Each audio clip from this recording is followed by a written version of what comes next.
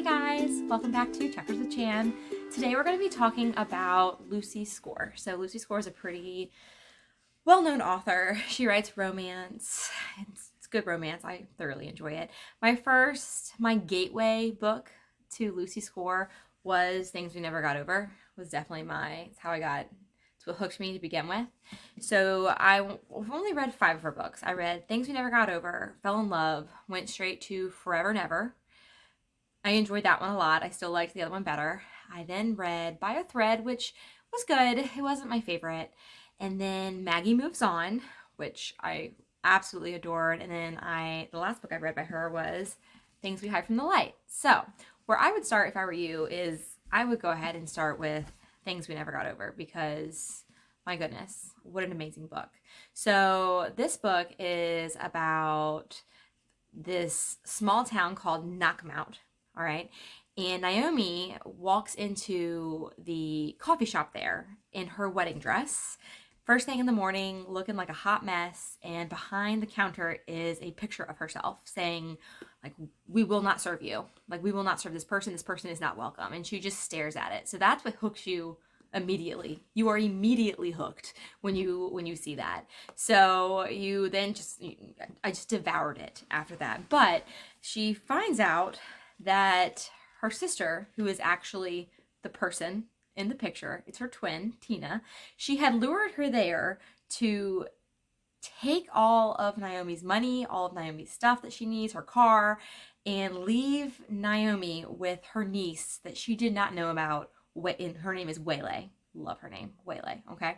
So she just left. So Naomi is now here in a wedding dress with a kid that she didn't even know she had a niece that she has to take care of, and no money, no income because she had quit her job, and just absolutely nothing on the horizon for her. And in comes Knox, who is a grumpy man who, I mean, swoon, right? He's also very, very dreamy. So he comes in and he is frustrated. He doesn't want her here. He thinks that she's Tina at first and realizes she is indeed not Tina, but he doesn't want to have to deal with this girl. He's like, I don't want to deal with you.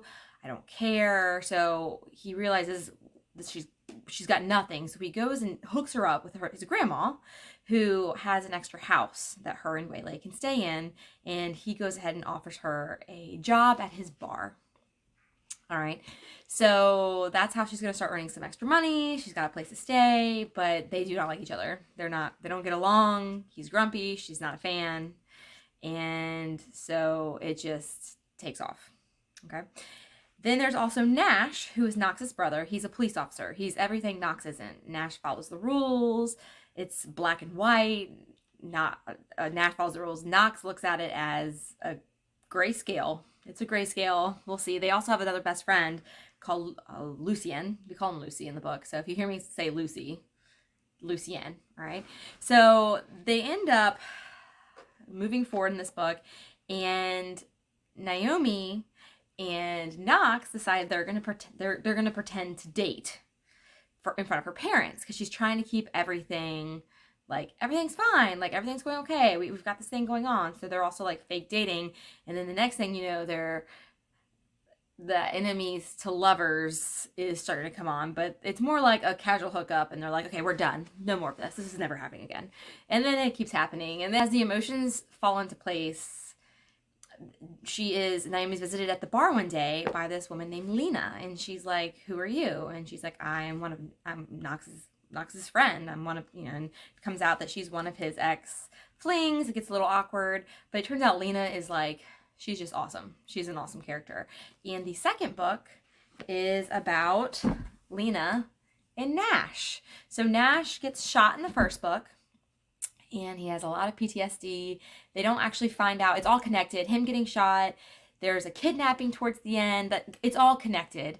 And we don't get all the answers in this book, but we get more answers in this book, because Nash is basically just in this dark place. He can't see the light. He's constantly just drowning in his own depression, and Lena is this beacon for him, a beacon that drives him insane. She's annoying to him. It's almost like the enemies to lovers again, or opposites attract-ish kind of thing. And so they are neighbors in this book, and Nash is starting to want to know what happened to him because he's starting to get this little bit of a buzz of just happiness back, just to feel more himself. So he's starting to get more of a motivation to find out, okay, who shot me? What happened? Because he remembers nothing. He has no recollection. He has no idea.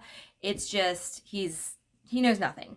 So it turns out Lena is also looking into the same thing because something she's working on is connected.